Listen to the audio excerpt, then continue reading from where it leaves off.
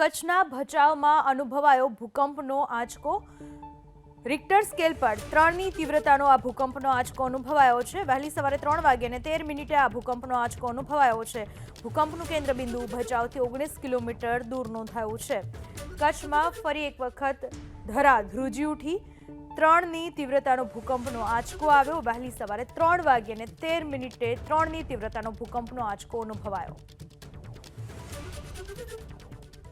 કચ્છના ભચાઉમાં અનુભવાયો ભૂકંપનો આંચકો। Richter scale પર 3ની તીવ્રતાનો આ ભૂકંપનો આંચકો અનુભવાયો છે। વહેલી સવારે 3 વાગ્યાને 13 મિનિટે આ ભૂકંપનો આંચકો અનુભવાયો છે।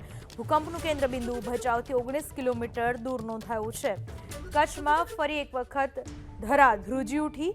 3ની તીવ્રતાનો ભૂકંપનો આંચકો આવ્યો। વહેલી સવારે 3 વાગ્યાને 13 મિનિટે 3ની તીવ્રતાનો ભૂકંપનો આંચકો અનુભવાયો।